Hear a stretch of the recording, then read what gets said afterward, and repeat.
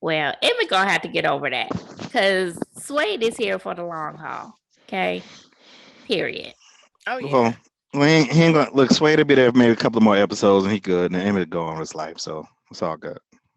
You know, she's gone. I'm not claiming that. As long as I feel drums, those drums from coast to coast. I wanna feel, no, no. Those drums from coast to coast. I wanna feel. Hello, everyone, and welcome to the virtual living room. It is your girl Lovey. We're back in the lab for another week of recap for our favorite Midwestern show, The Shy.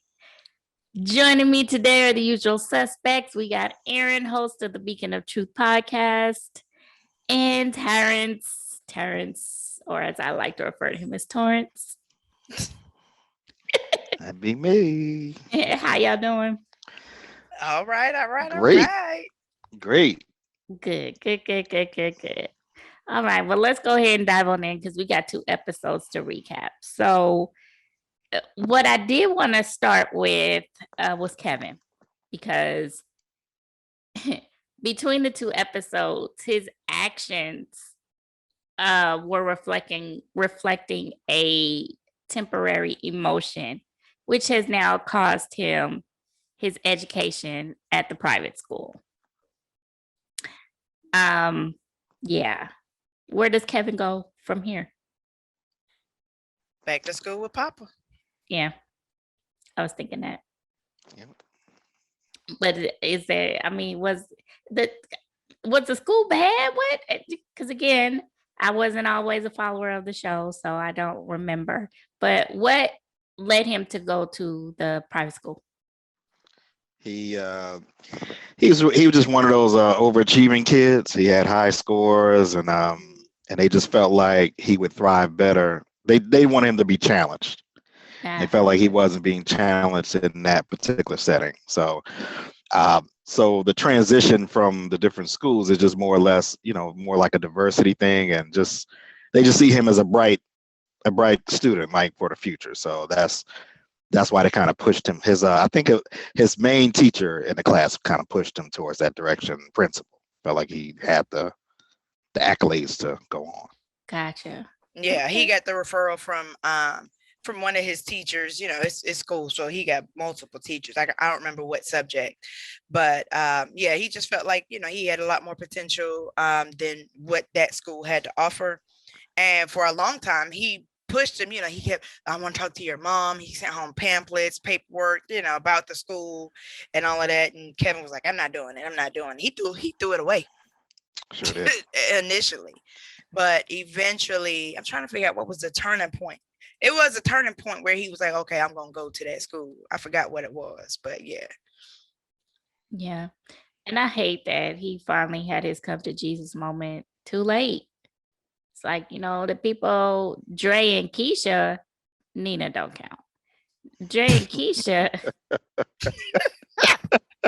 she irks my entire being. Like, you Nina don't count. idiot. God. But yeah, I'm upset that he didn't take at least an ounce of the nuggets that they were trying to drop on him and realize what he was doing. Because I mean, yeah, he had every right. Your boy took your girl. Does that mean that she ain't shit? Absolutely.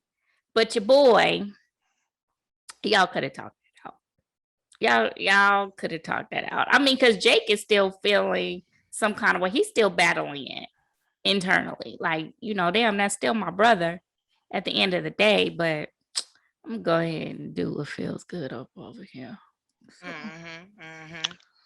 But I mean, again, we are adults expecting a younger mind to have that. Like we didn't have that when we were that age. We would have been fighting right up in that school regardless of consequences. Now as an adult, we can say, we could have waited till after school, or we could have had a conversation.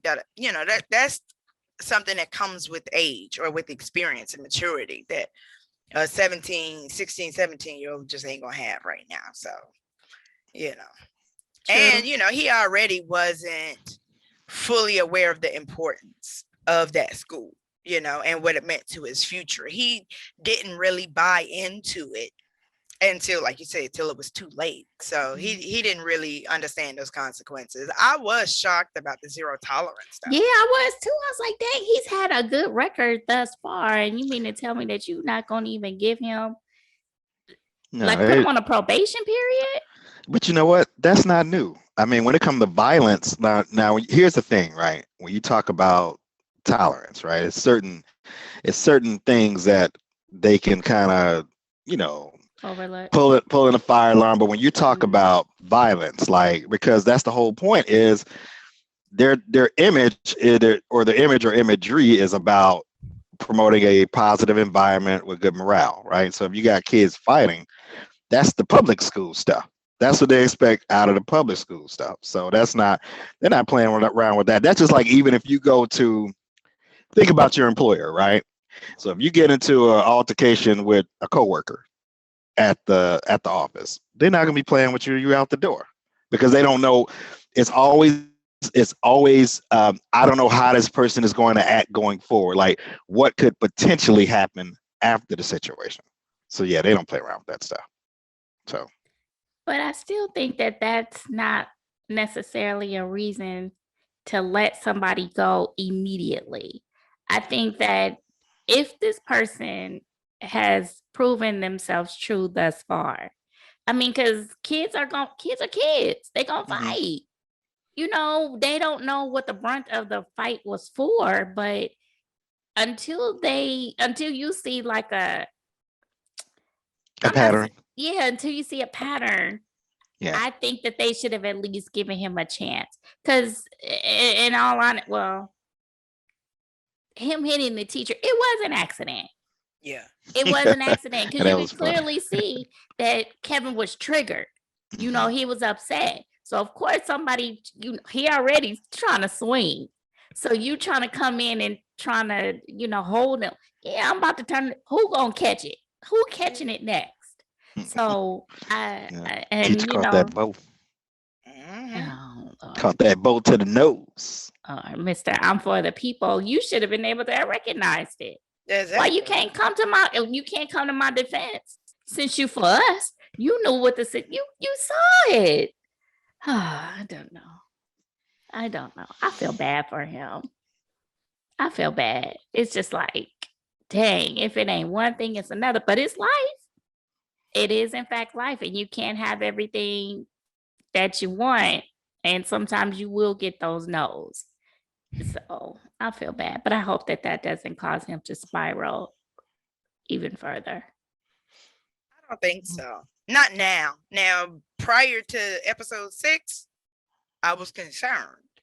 But, you know, I feel like he's going to do the work to get back right. Because, you know, I mean, he even said it, you know, unprovoked or unencouraged, I'm going to get my shit together.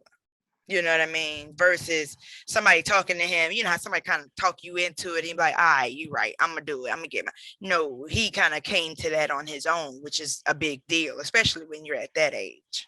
But that was before the no. No, it wasn't. Yeah, That was when he was sitting down talking to Keisha.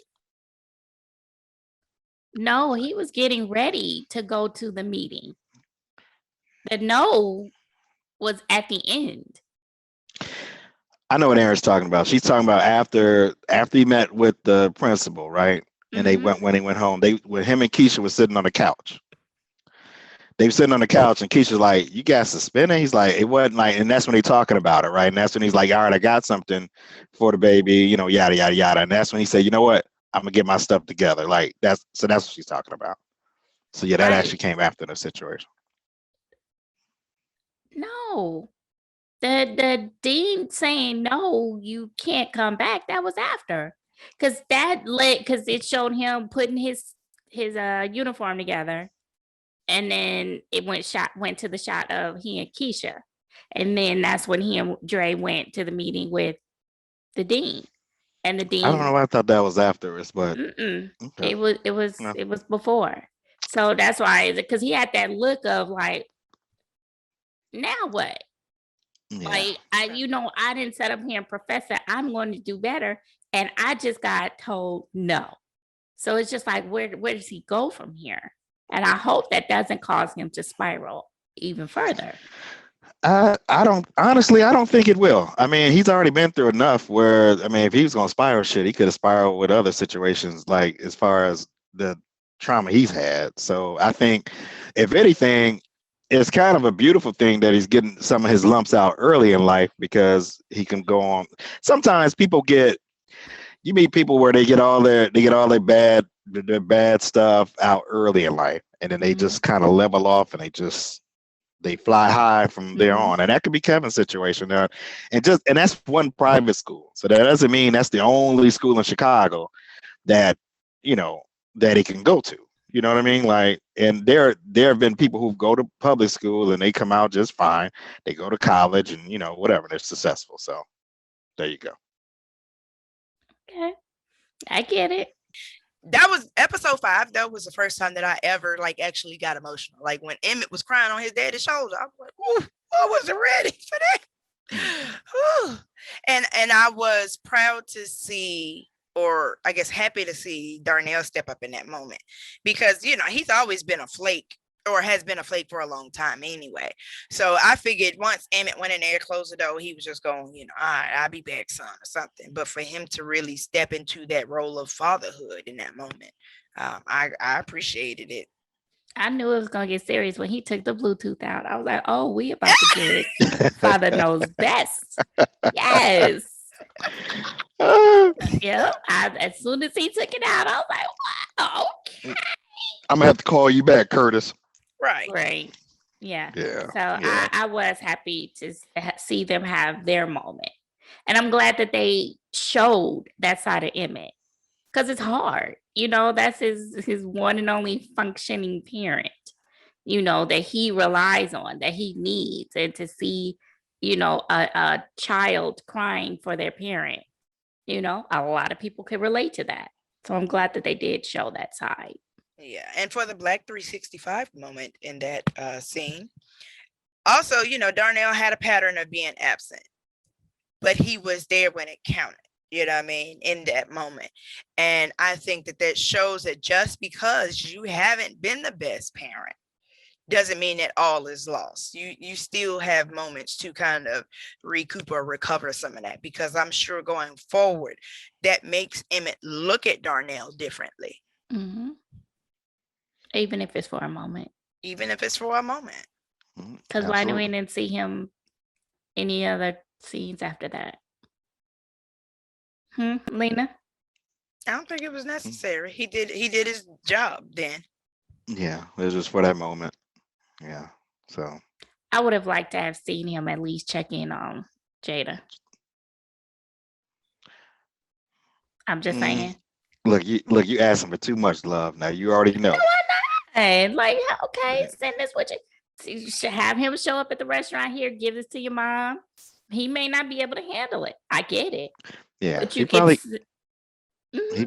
He probably is going. You just never know. I mean, we'll probably see that in maybe some more episodes down the line, like as she gets worse, and then eventually get written off. Like I said, Jada is not going anywhere. Although I did feel bad. She lost that braid. I was like, oh, the chemo is taking her hair out. She's gone, love. She's gone. No, she's not. We're not writing her off just yet, okay? I'm not trying to write her off, but they are expediting her illness, okay? Yeah. Like, she's gone. Well, because she's having aggressive treatments. They said they were going to give her aggressive treatment. I mean, I get that, but literally, the episode that she found out that she had cancer, she was bright and vibrant, right? Vibrant. The next episode, she looked like death already. It's the chemo. You know that chemo takes over quickly. Oh, I do know. I do know. So it's hard. It's hard. And Swade and told her, I love you. And I was like, damn it, he is here for the long haul. Because at first Yes. I was a little skeptical. I think it was episode 5 when he was looking at her. And I was like, what are you thinking? You better not leave. You better not be thinking, why am I here? But he was just like, I'm here. I love you. I was like, oh, it's so beautiful. And here go dumbass eating. I ain't eat no food, man. I know, man. Right. Like, bruh. You got a whole ass restaurant. Hello? Right. I can't. Yeah. And well, Emma gonna have to get over that because Suede is here for the long haul. Okay. Period. Oh yeah. Well, he ain't gonna look. Sway to be there maybe a couple of more episodes, and he good, and Emmett go on with his life, so it's all good. You know, she's gone. I'm not claiming that. Look, the T man is claiming it. She's gone. Okay. All right. So look, and we all see ain't nothing positive about this show. So we see it. Look, it's either death, and despair. You know what? It really dawned on me on this this last episode. No one has like an uplifting story. They Like, don't. everyone is sad, downtrodden, and just what? I was like, there's not one success story, like not one happy moment. I'm But like, I didn't really get that from this episode. Up until Papa and Maisha's little space breakup thing at the end, I really felt like this was a come to Jesus healing episode, kind of all the way around. You know, you saw Kevin come to grips with everything that happened with, you know, Jake and Jema and his feelings and just his overall, or his realization that he hasn't been his best self. You know, Papa trying to be the glue as he has always been. I think Papa and Maisha had some really strong moments in this episode. And it also exposed some of the, I guess, common situations with, you know, a man can't handle a woman's shine sometimes. And like I said, up until, because like at first, I just thought everything was kind of more coming together than falling apart, actually. You know, Keisha is attempting to date again with that guy who I got mixed emotions. why? Because like I'm just hoping that his motivations and motives are real. Everything he's doing looks right, but it's something off. Really? Yes, it's something off about this unnamed guy. Yeah, we don't know his name. Because I was like, he forever will be Stock Boy to me. Okay. Stock boy. Yeah. Well, I mean, Because I don't think that they're old enough for him to have that what is it? Just that awareness of, you know, staying calm and this is there. I like it. It's necessary, but it seems a But we don't know little- his story. We don't know what he's been through for No, him we to don't. have that sense of level-headedness. But he is a little older too, because Mhm. you know he went to college and was playing ball, and then he got injured. Mhm. So you know, I mean, I'm just hoping that, you know, it's all good with him, because she ain't gonna be able to survive another encounter with a man with bad intentions. Mhm. Mhm. Terrence. well, I'm just like, she just dropped the baby what a day or so ago, and all of a sudden she's back at work. You know, she's back at work, going out on dates. I'm like, this is not very realistic with stuff. You know, I think some time had passed, because when he was talking to her when she was at work, he was like, he said something that let me know that some time had passed, that she had been out on maternity leave. It may not have been like the full 6 weeks, but she had been out for a little bit of time. Yeah. Go ahead. Although that baby did not reflect that time lapse. Go ahead. But also, I don't think that she needed the full 6 weeks maternity leave. because part of that maternity leave, if I'm understanding it correctly, is just that motherhood piece of it The that she bonding doesn't, part. that Mhm. she doesn't have. Mhm. You know what I mean? She probably maybe needed a week Mhm.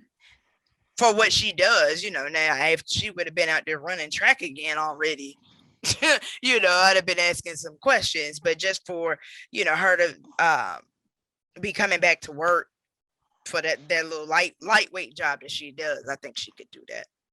Well, I mean, she was doing a lot of lifting and standing. I mean, just I know when my child's mother had when we had Avery, yeah, I mean, the 6 weeks it was a little bit more. It's about the physical elements of it, even because her job, she works at was at a thrift store. Mhm. Mhm. She's lifting, standing, different things like that. It's not necessarily sedentary. You know what I mean? Like she's not just sitting there answering her phone. So it's just like a lot of that time is for the woman to heal physically. A good part of that, and along with the bonding as well, because they normally say 6 for a normal vaginal, 8 weeks for a C-section, but it could be different things like that. So I don't know, but it just the time. I think that the timelines are kind of like I don't know. It's like, and then we've been watching it for some time now. Just like the times, it's like time loops all over the place. We don't know where to like. Okay, this is this that. We don't know. So it's like, so it's a lot of. So even with us discussing it, it's just kind of something we don't know. It's just kind of because it just comes off kind of strange. I just thought it was kind of strange considering with Keisha, she had this baby. Clearly, she's attached. Did not say she's gonna want her baby. I told you she's gonna want her baby because once she had it, see, what I didn't understand is normally if the mother is giving up the child, they don't bond with that child. They have the baby and the baby's gone because once that happens, once you start holding a baby, then the emotional piece is there. So I never understood why Octavia, like that situation wouldn't even occur in real life. Like Octavia they wouldn't be communicating like that. You know what I mean? Like, because you run the risk of her changing her mind or, whatever. It's just too much. It's just too much. And then they got Keisha, got bottles on deck and taking it to her. And I'm like, what are we doing? It's just too much. It's just too much going on with her part right now. Now, as far as that, I thought it was a little too soon. I was expecting her to just come and get the milk. Maybe they have conversations. The whole time, even prior to this episode, I had expectations that they would communicate. I felt like she would play a part in the child's life, even if they just made her an auntie or, a godparent or, something like that.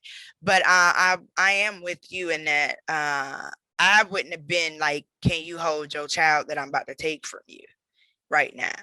But I saw it building up to that though, when she was like, I can't get it to stop.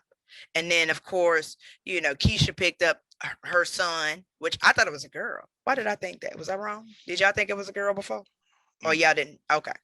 I just thought it was a girl for some reason. But I knew that was going to be a turning point though.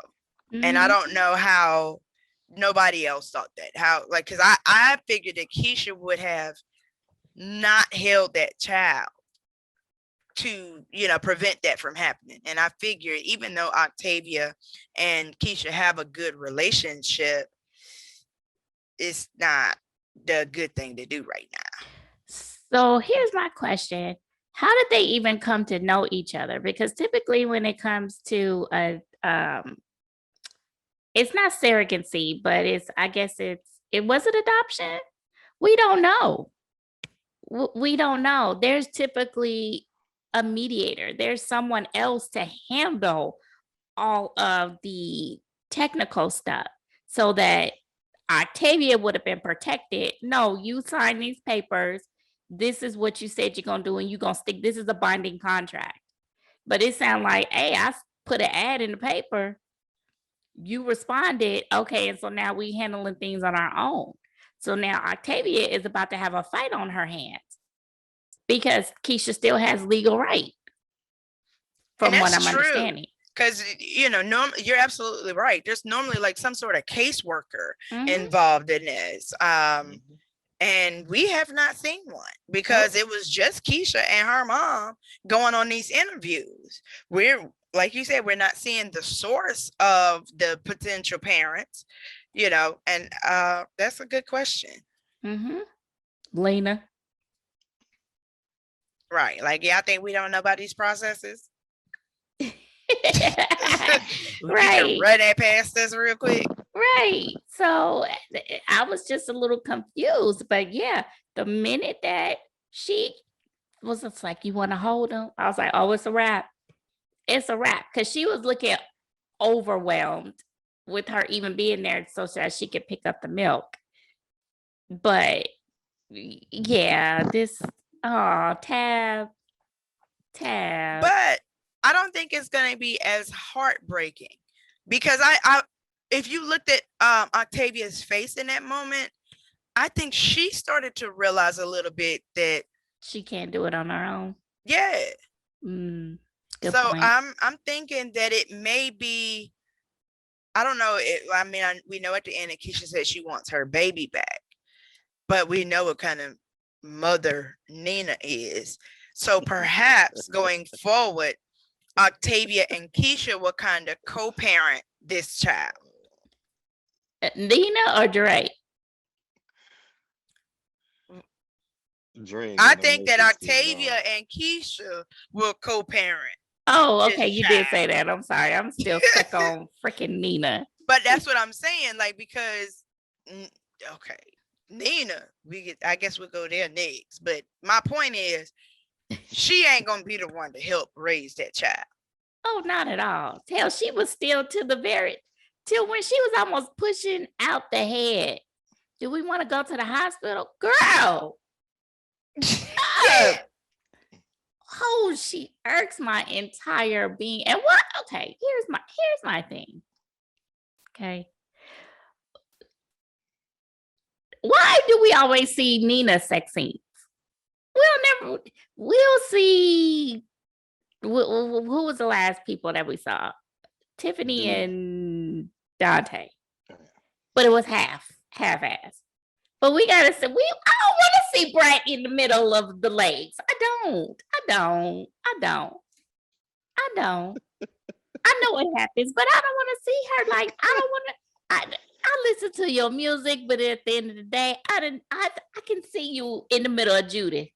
Okay, just for my mind, it just messed me up. I was like, oh shit, why? I mean, you should have known that was coming from the bar scene, but forget all that. Like, Nina, you ain't even almost admit you was married. Like, you didn't even resist or at least play the, oh, I'm married. We're just having problems. At least open the door that way. You was just like, oh, shit. You trying to keep me company? Like, and then now you done got egg on your face because you done had a whole affair because you thought your wife was cheating on you and she was comforting a friend in a time of need. Then you want to be, oh, I'm so sorry, baby. No, you sorry for what you did. That ain't got nothing to do with what she did. Right. And you saw them sitting on the porch. Why you didn't walk up? It's Jada and Dre.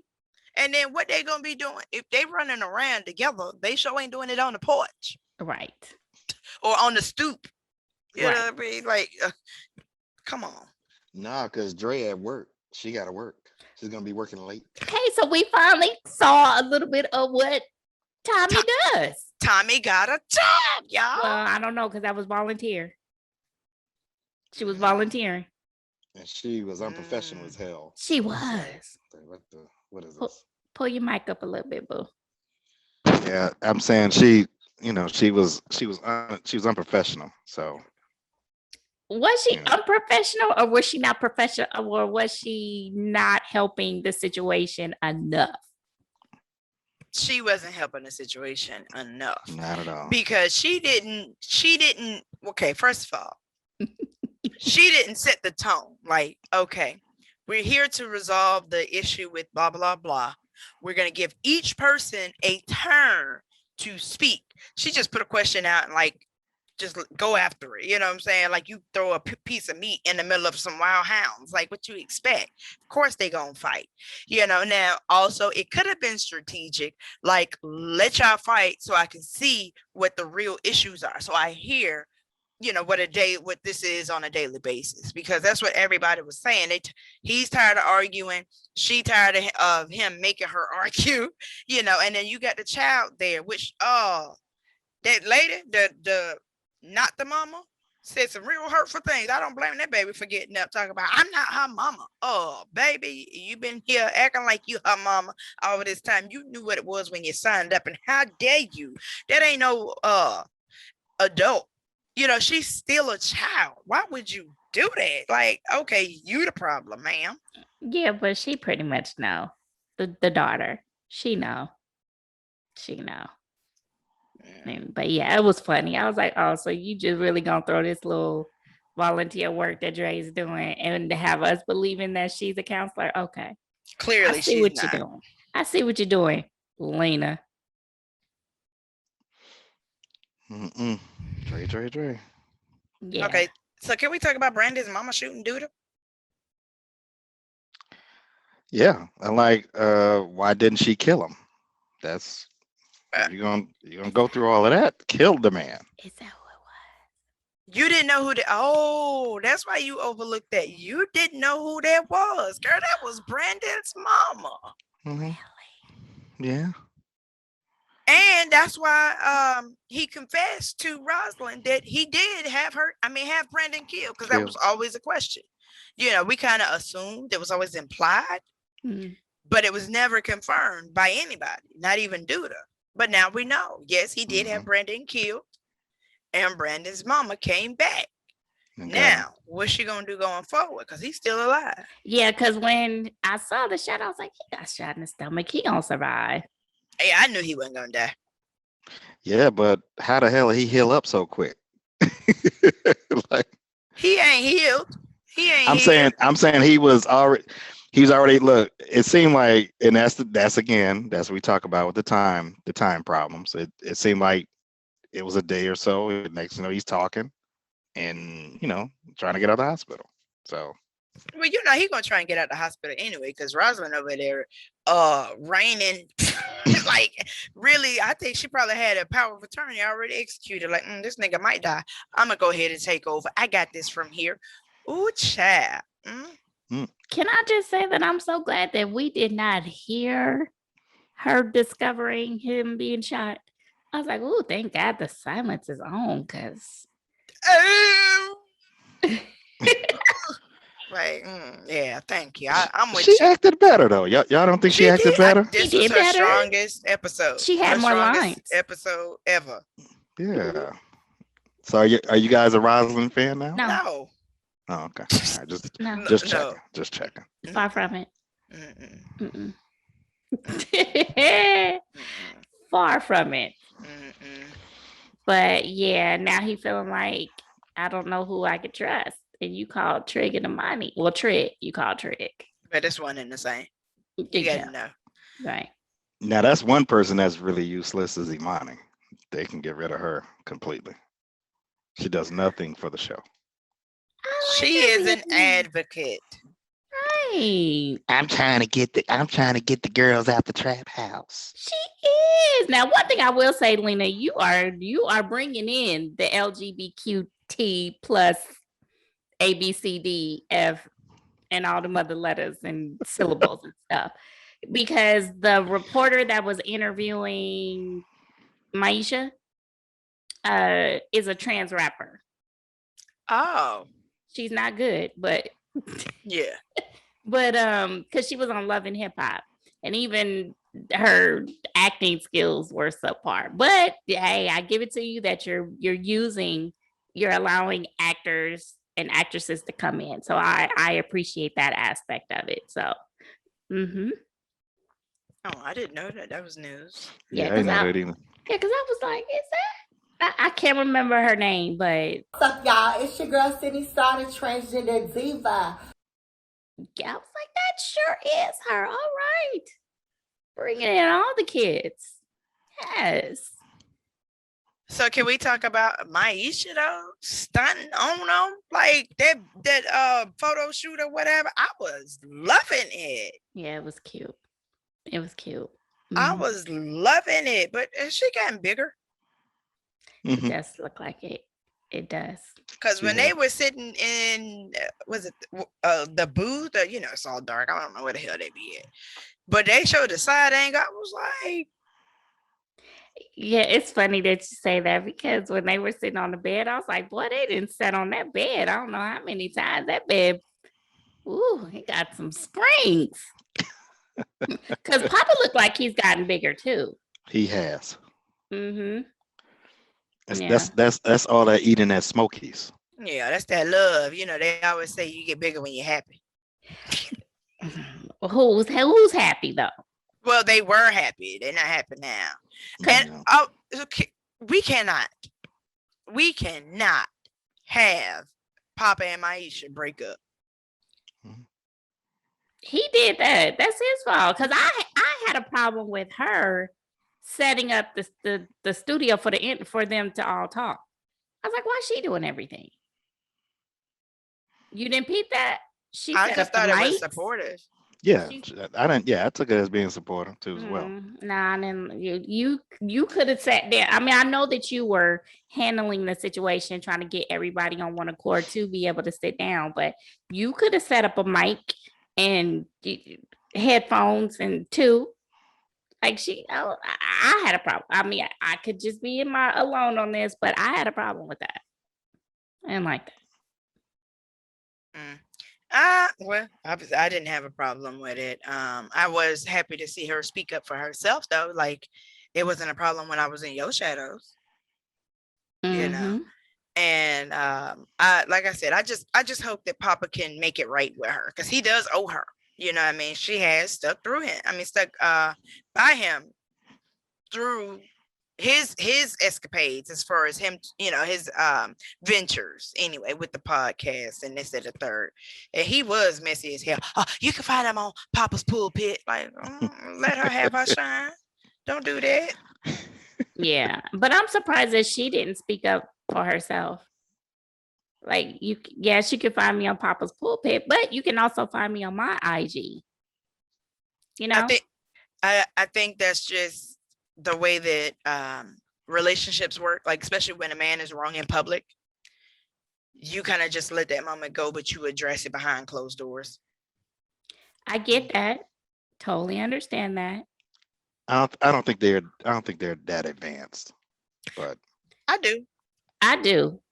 Maisha is pretty damn strong to be 16, 17 years old. well, you look at what she's been doing. She's not even the type of chick for Papa. Papa is a kept kid. You know what I mean? Mhm. Like Maisha is one of those. She's one of those young ladies who've had the. She's a survivor. Mhm. She's had to do adult stuff at an early age. True. And potentially drop out of school because she's taking care of her siblings. So True. they're not even cut from the same cloth. So it's just kind of like she's in the HOV lane and Papa's on the right shoulder. They're going the same direction, but not at the same speed. Okay, so those of you who are not in Georgia, HOV is the carpool lane. Little FYI, the more you know. But I agree. But I'm happy that she was able to stick up for herself, which kind of leads me to ask: was she kind of contemplating going her own separate way, or allowing space between the two of them when she Of made course that she comment? was. When she Yes. made that comment, like everybody that basically whoever you start out with is not. Sometimes it's not always the person that you end up with. Yeah. Yeah. I mean But that. I was like, go ahead. No, I was just gonna say no. We all know that wasn't gonna last. Like, did you guys really feel like that relationship was gonna last and Aaron go does. anywhere? Look, she got the Really? faith. Mhm. Look, No. she's serious about it too. No, so Look here. I'm gonna answer that. I'm gonna answer that in a second because it's gonna take a few words. But in that moment that she said that line, I didn't think that she was really talking about Papa. Remember, she started out with Kevin. Uh, So, Mm.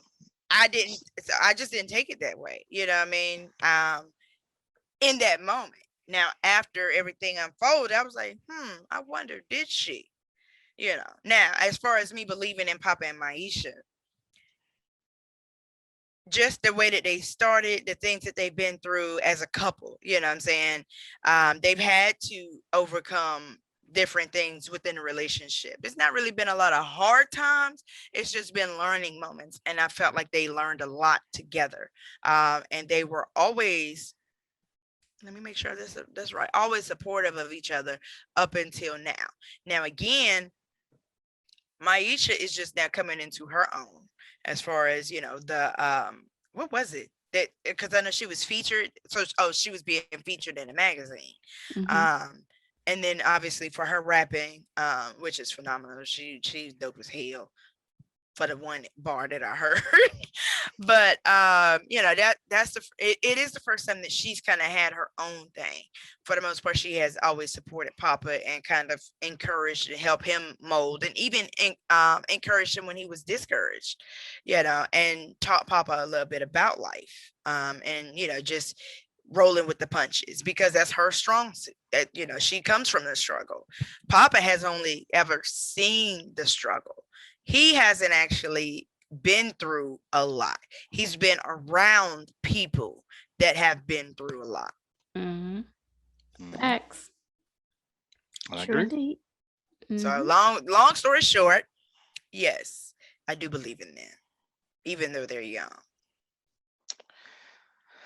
Well, they're getting ready to take a turn. They're not going to be together. The one thing I can say about this particular episode, what I did like about the episode, and I hope that the writers can build upon the episode, is you had all the characters due to situations take a shift, like where their characters can go. As far as just like we talked about Kevin, like, all right, he's dealing with the school issue. Like, where is he gonna go with that? You got Duda getting shot, like everything has happened with Emmett dealing with the cancer situation with his mom and the open marriage stuff. So everything has got these characters built to take a totally different direction or path that they were on initially. So now, can they build upon that? Because this, to me personally, this is one of the best episodes that they've had this season. Mhm. Now, can they build upon that? We have yet to see, and we will see soon. So Mhm. Mhm. Except you still think that Jada is gonna leave us. I definitely think Jada's gonna leave us. Because they're putting too much. It's almost like, I don't. One thing I can say, if you notice the pattern of the Shy, uh, when they kind of put a lot of energy and time into a character's situation, something pivotal is happening with the character. It's just kind of like when we saw the Keisha, how they drug Keisha out, oh Lord, last season with the kidnapping and all of that stuff. You know, you got to pay attention to that. And that's why they keep kind of showing Jada fighting and fighting, but we all know she's going to succumb to it. It's obvious. I feel like It's it's obvious. not. I feel like No, it's because obvious. I think that would be lessening the hope for those who are going through it or who may go through it. And just because you have a cancer diagnosis doesn't always have a death sentence. That's true, but look at it on just plot and story, right? Will they be missing anything? Missing Jada? Will you lose anything from the show with if Jada wasn't there? Mm, So, I can't say she is a star character, a main character, but she's a good supporting character. mhm. Now, if you had asked me a couple of seasons ago, we had Ronnie and the grandma, all of that stuff, then we'll have a different conversation. But those characters are gone. So it's like like Jada has her character has kind of been kind of downgraded. They had her with this old the bootleg Rico Suave guy, and that didn't work. And then now she lost her job. It's like everything, she has nothing to really connect to. So now they got her dealing with a post high school kid. It's like, come on. So that the reality is they have nothing really for her. She's really more of a filler to me. Just like even with some of the Dre and Nina stuff is kind of filler. It comes off kind of a filler. Honestly, you don't even need their storyline, to be honest. So, because it was always about, at the end of the day, when he started off the shot, it was always about the kids. That's how they started the show, was with the kids. Their stories is what drove the series. It was never about the lovely Nina, who you guys hate. I don't hate her. I just need for her to wake up. But I would say that having their relationship on display allows others to have more of an open mind when it comes to a lesbian relationship. Yeah. So I would have to say that it benefits the story. And I would agree with you, Levy. I think that it is necessary just to have that message, and it does kind of open minds a little bit, because a lot of times when people think about homosexuality, it is strictly just sexual. Like they Mhm. never think that that they have relationship problems The or same things that we deal with. yeah. Insecurity. Nina is insecure to the mud. I don't know Yeah. how Dre deal with that. What you doing? Where you going? Who you talking to? And Dre was wrong for thinking that the sex was just gonna shut her up briefly. Duh, Right. that's the oldest trick in the book. I see what you're doing. Right. Yeah, I just never understood why she just didn't tell her. Like, just tell her. If you got to be with, I'm going. Look, We don't. Jada has cancer. She doesn't want anybody to know. I'm helping her. This is what we're doing, and just Well, call it. apparently she's a town crier. That's what Nina said. Not Nina, Jada. Jada. Yeah, Yeah. but yeah, Which we still haven't really seen that proven, other than when because Keisha was when Kevin was like, I heard you went on a date. Dang, I can't even shit right. Hmm. Like, okay, so is that a way of you telling us that Nina let the cat out the bag? We should have seen that months ago, episodes ago, but okay. Lena. Yeah. Mm. So yeah. One thing's for sure. Look, I don't feel like we need another season. I think they can kind of wrap this up with a you nice go little again with bow this. this season. Look at Aaron's face. Yeah, I can't get on board with that. I don't know. I don't know. Yeah, I think we got room for another season. I think we got room for another season. However, if I am honest, I could see how we could be kind of getting towards an end. Because Kevin is out of the school. He's just gonna go back to regular school. Keisha either is gonna get her baby back or no. 9 times out of 10, is she gonna raise her baby in the shop? Mm, She gonna need that help. She's not gonna be able to do it alone. okay. She need that help. She don't know. Tiff and Emmett are kind of closing their marriage. Seems like anyway. For the moment. Nah, not according to Tiffany. Because she threw that out there real quick. Open or closed. stupid ass. But I felt like that was actually possibly closing the marriage, because they were already in an open marriage. So it doesn't, to say open or closed isn't saying possibly open. That's saying possibly closed. No, because he was in a very vulnerable state. He was showing his appreciation for her, and she had to throw that reminder out there, which she really didn't have to. You could have just been in the moment and took it for what it was, but you're going to remind me. Yeah, it's either open or closed. Bitch. Speaking of which, so which one of them, Dom or Tiffany, gonna sleep with this new weed man? Dom. Okay, Iman. Actually, you know what? Don't be surprised if they end up having a threesome with. I Iman was Shumpert. thinking that they was gonna wind up messing with each other. I'm getting Yeah. those vibes. Yep. Because the I can very see next it. episode, they're at a swingers Yep. party or something. Yep. Yep. Oh yeah, I hadn't looked at the trailer for the next episode yet. Yep. Sure are. But I mean, because that energy was just, woo. I was like, damn, did he come in there with his dick out? Like, I mean, they just talk about edibles, but the way they were talking, like, I mean, they were down there drooling in the food. Like, y'all know y'all in the kitchen. Y'all need to wash and sanitize that right there.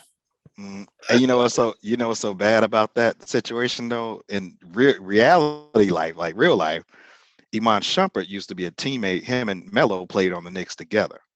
They sure did. So he's literally Mello. They're going through the divorce and stuff. He's literally gonna see his ex teammate smashing his ex-wife on camera. I don't think he cared. He done had the Cheerio comment follow him for years. He good. This is nothing. And she looks horrible. Her face, she has gotten so much work on her face. I'm like, oh, you don't Leave even Lala look the alone. same. She don't look Lala the same. is a beauty. Leave Lala alone. She used to be She a is natural a beauty. booty. Oh, She's a beauty. You stop it. it's not your booty. It's your beauty. She's a national treasure. Stop it. Oh, is that what we are saying? That's what the street says? Oh, okay. Right. So Jake and Jema and Jema's dad at the trap house, because that's what it is. It's a trap house. But I knew it was gonna be an issue, but that man walked in and said, "Man, has a lot of character." Yeah. That was hilarious. That was so funny. I was like, I don't understand. How is it that y'all have not livened up this house? Like something. Like it's just the wallpaper was peeling in the back. I was like, oh God, okay. But I think because she follows him around like a poodle. She got up and picked up that pen. Oh, okay. But I think they could be good for each other because Jake ain't for the shit. Look, I hope even with his talk with Trig, I hope he still keeps a little bit of that mindset, even though he's taking her feelings into consideration, because she needs that. Oh yeah. She needs somebody to put her ass in check. I hope he drag her. I just do. Sorry. Probably wrong for having that thought, but she deserves it. Because one thing about her is she's never been hurt. She's been in a bubble. She was raised with a silver spoon. Money always got her out of everything. So, she don't know. She doesn't respect people's feelings or emotions, even on her fake activism. It's not fake. But it's just not legitimate. Like she hasn't recognized or witnessed any of the struggles that she's so-called fighting against. She ain't been around none of that up until Jake getting beat up by the police. That's the closest that she's been. She just now tasted a fish sandwich, grease. Like, come on, baby, you don't know nothing about this life. And Jake gonna take you through it, okay? I don't know. I mean, Jake could potentially just do the opposite. He could. I mean, he may want something different. Clearly, they both are, and they're both searching for something different. From each side. So we'll see. Yeah. Now, if I put my love for Kevin to the side, when I saw a couple of scenes of Jake and Gemma, they actually look like they go together. You know what I'm saying? The way that they work in this moment, anyway. But then you see Gemma struggling. She don't know like about none of this right here, like getting caught in somebody's parents' house or whatever. She's just, girl, you on the other side of town. We do this, okay? We do this. Just put your clothes on, eat some breakfast, and go on about your day. I was surprised that Amani didn't say too much more to her about it. Since she's, for the girls, why wouldn't you kind of give her a little bit of an inspirational talk? I thought she did. That wasn't enough for me. From Imani, For Gemma? Yeah. Yeah, but are you really looking for inspiration from Imani?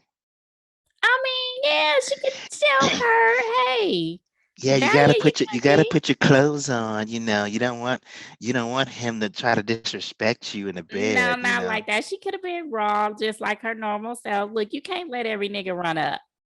Mhm. Message received, stamped. Boom. But she did say make sure that as long as you are giving Consent. consent and Mhm. protecting yourself, because I mean clearly this ain't her first rodeo. I don't even know if Kevin was her first for real, for real. She Oh might have no, said that. she was way too forward. Yeah, but even with the consent and protection, I mean, like, why was that even necessary for her to say to her? That's coming from her place of advocacy. No, no. You Look, just look. see like how me and Levia against like Nina and Rosalind. That Imani is your trigger. You can't She you want to get just rid of her. she just doesn't add anything to the show. All right, you know what? All right. Okay, you guys remember when they first introduced Imani? Remember when Trey came on and he got this chick. You automatically thought that she's just like some rider person. You know what I mean? Like that's gonna be riding and like his hench kind of like a goon, Yeah. you know. Hmm. Now she's like a bootleg hairdresser, like that half the time she don't do her own hair, and it's just like, what is this? Okay. And the only thing that she's concerned about is that darn trap house. I'm like, please, What's look, wrong with I'm like, being look, concerned? Is that a bad thing? I'm just tired of hearing about the trap. I'm like, well, for all that shit, burn the trap house down and just keep it moving. I'm tired Well, of hearing what you about the have to trap house. understand when it comes to the trap house is it's not just as simple as going into a structure and getting people out. It's about who runs the trap house, Mhm. and they also run that side of the city. So whereas Duda is the legal mayor, Nook or whatever his name is the unofficial mayor. He's the mayor of the streets. You know what I mean? So you go into that trap house, you better be prepared with more than just, whatever it takes to handle this one situation, because it's gonna be some repercussions. You have to develop a squad to tear that down.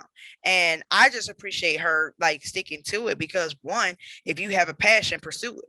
And two, she's being exactly who she was when she came on the scene. From the moment she laid eyes on that trap house and she broke down her backstory and what she went through, that was always her passion. And Trig is not holding up his end of the deal, because he always knew that from the moment he decided to settle down there and get Jake back, he was going to take care of that trap house. Oh, hold on. Yes, Lord. I'm not a talk that talk. You better say that. Yes. Where's my shoe? Throw my shoe at the screen. Yes, Lord. No, look, throw it at Imani as you throw your shoe at. Look at Moving that. on. Yeah. Damn Imani. Are we done or is we finished? Let me see if I got all my Black 365 moments. Jada breaking down when she was saying she's tired of being strong.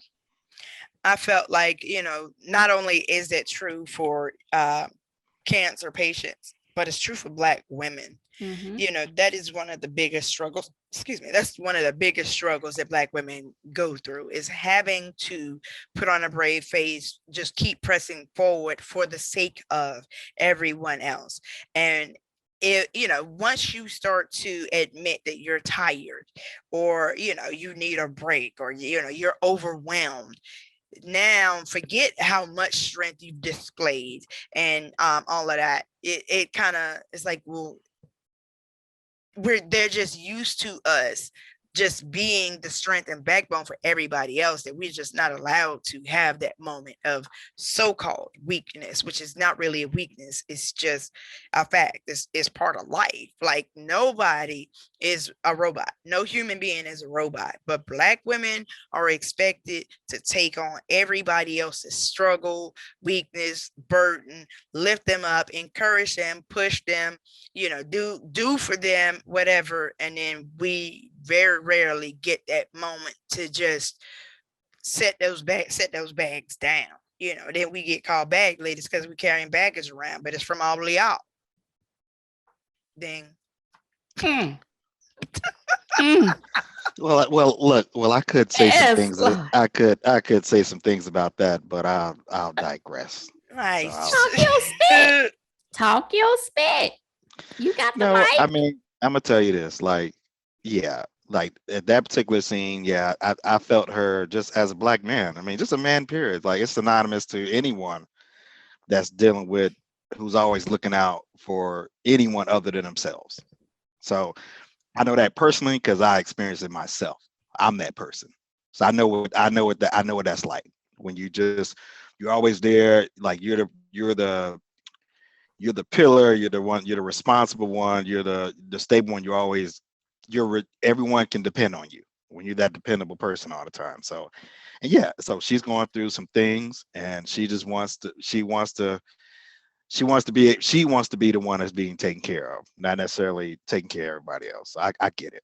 But yeah, and granted, my black sisters, yes, over time, historically, yes, my women have always handled business, whatever. But I think that men too. I just feel like it's just more or less that's what you see. That's what you see. I mean, that's what's been written. It's the women, the women, the women. I get it, but it's also men too. And I'm just speaking from experience. I do it every day. So I definitely understand what she's coming through. Okay. Absolutely. Not trying to take that away. No, no, no, no. No, We- I'm just saying that's what it is, and I got it. I got what she was saying. She's just basically like I'm tired of, like, because with Emmett, she's been there for Emmett the whole gosh since he's been on the show, right? Mhm.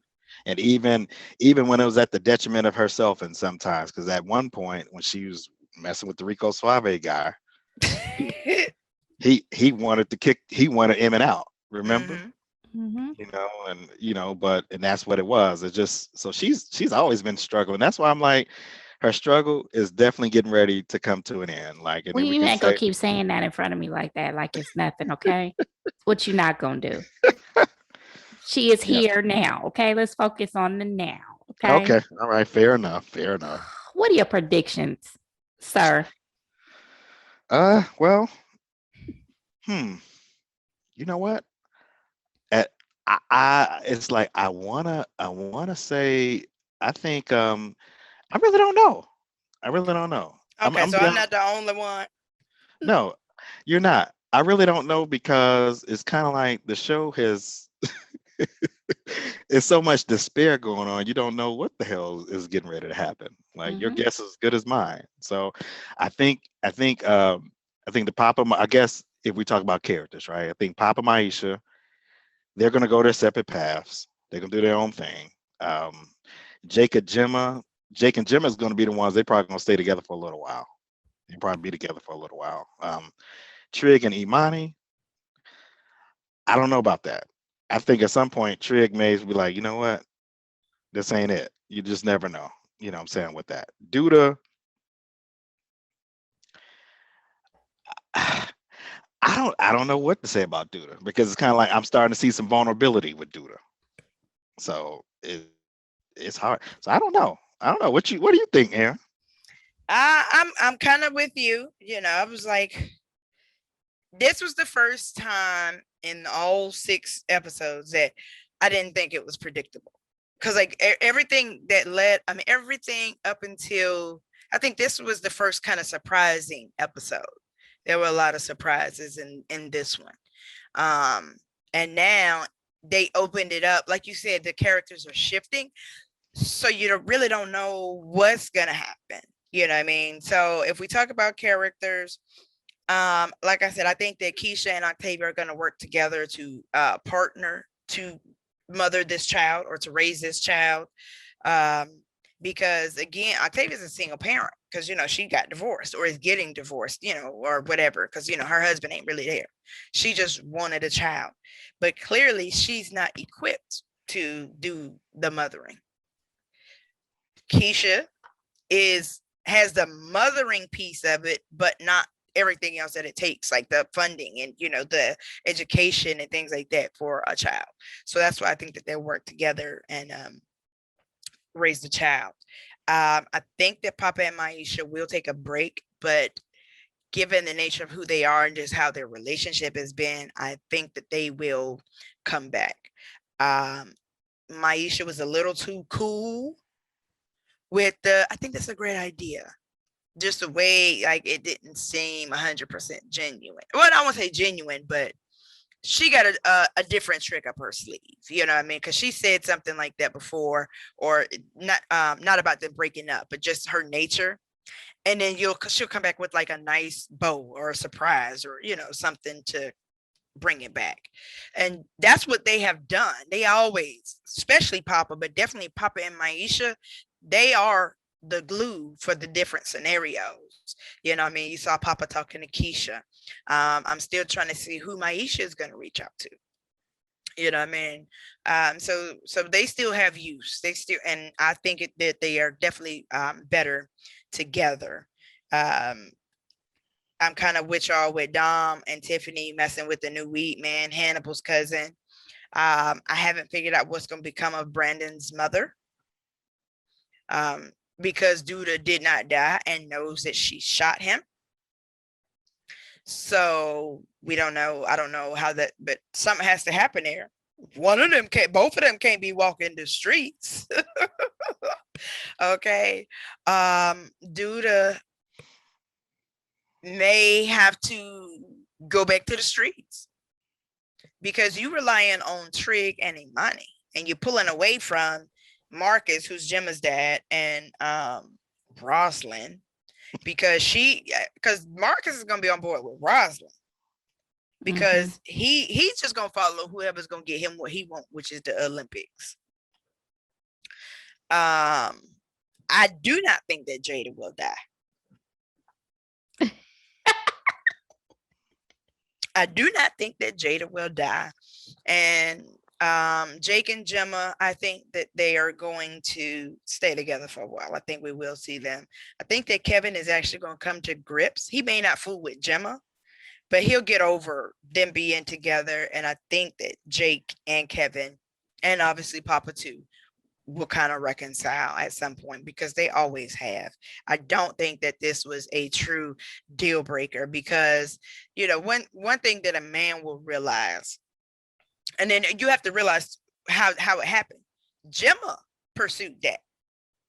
Jake just obliged her. He didn't press her, like, hey, nothing.